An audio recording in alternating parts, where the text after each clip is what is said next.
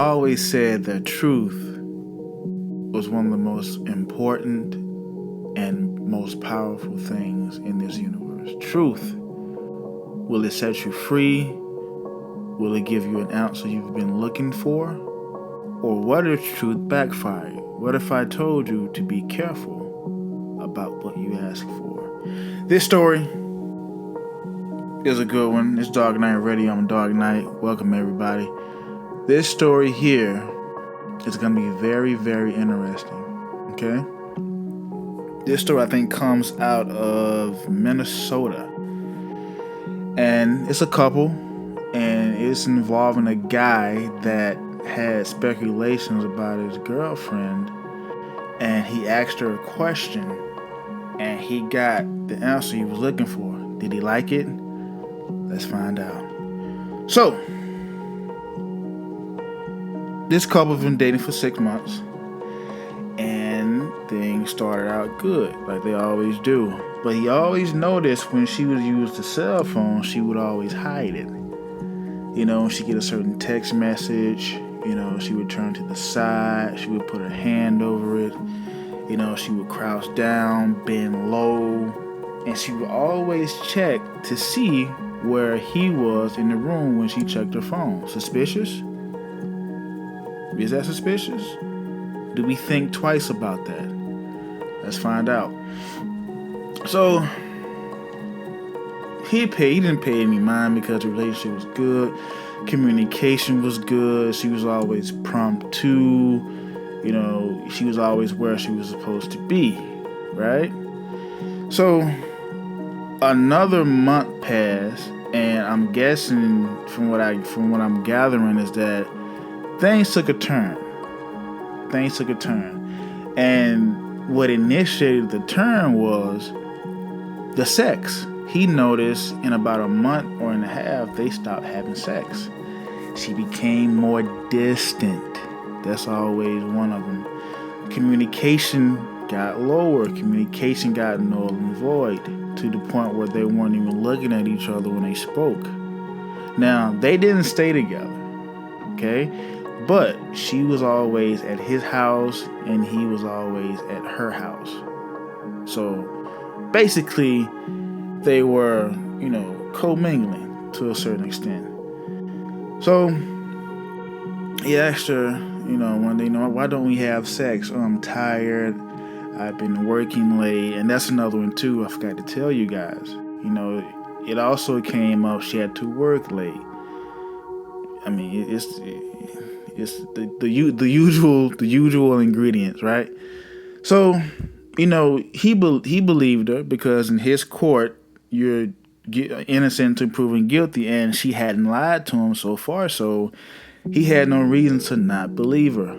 So they're hanging out, they go on a date or whatever, and she's very closed off in the date. You know, arms are folded, the body language is shoulder chest instead of chest. And what I mean by shoulder chest is that when they talk, when they're conversing, she's her shoulders pointing toward his chest, like she's not really paying him any mind, instead of face to face, eye to eye, nose to nose.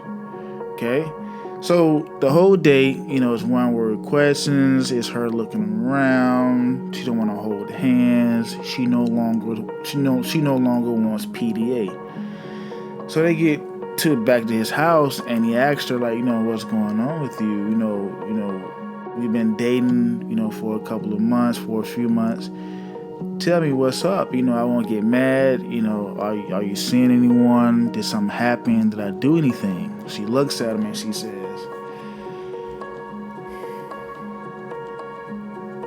I have been seeing someone. I have been having sex with a friend of mine. I don't think the relationship is going anywhere. I'm just not into you. I just don't think you're the guy that I want to spend the next few years with. Okay? He hears this and he totally loses it. What he does is he breaks the house up. he starts crying. He's in a mad rage, which is understandable. Nobody wants to hear that from the girlfriend, and she's giving explicit details from what I gather. He storms out. He's called all type of names, and here goes the kicker, guys. I like to have a little suspenseful part in my stories. So they went out on a friend's night, I guess, a couple of months earlier, right? And the guy she introduced as her cousin was the guy she was having sex with, right? That's what he found out. How did he find out? When he broke up the house, he also took her phone. And that same guy, he remembered his name, and he saw the name in the text messages. And that's how he found out that it was her. It was him, right? So it's amazing how something can go wrong, and sometimes we can keep it on the wraps, or women can keep what's going on the wraps, and they hit you with it. Unbeknownst to you, they're pretty much in another whole relationship instead of coming to you, telling you the problem, telling you what concerns they have, and you guys figuring it out so you guys move forward. I never respected that, because now you created a situation to where you can't be trusted. Your word can't be trusted. He wasted his time, wasted his money, wasted his tears, wasted his feelings on somebody he thought he was going to spend, I guess, the rest of his life with in a meaningful relationship. And it pegs the question, what do we want to get out of relationships nowadays? Is it just, is it sexual? Is it what can a person can do for me? Is it I want to find a meaningful partner to build and to grow on this journey with me? And he ended up, of course, breaking up with her, hurrah to you. And that's pretty much, the end. The story is crazy to the point where did she tell him, when he asked her, was she honest? I mean, you can say yes, but she was already creeping behind his back. So that's not really, the honorable or honest thing we can do. I mean, he wasn't asking her the past several months, were you cheating, were you seeing anybody? So I guess it's don't ask, don't tell. But in the same token is deceitfulness, because the prerequisite of a relationship is for you guys to be honest with each other, communicate, and not saying, well, he didn't ask me, he wasn't suspicious of it, so therefore I didn't tell him. If you would have asked me, I may have, no, it don't work that way. What you doing is still a nasty, deceitful, insidious act.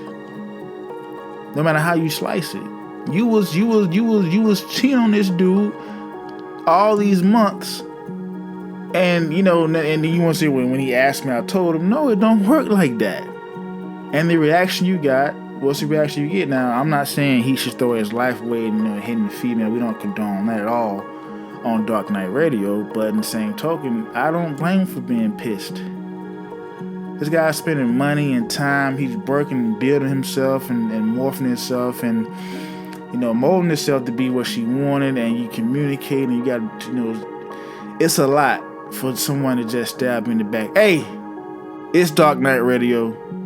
I'm Dark Knight. You guys, give me your comments on this. It's gonna be a good one. I know you guys are gonna feel this one. But look though, you be good, be safe.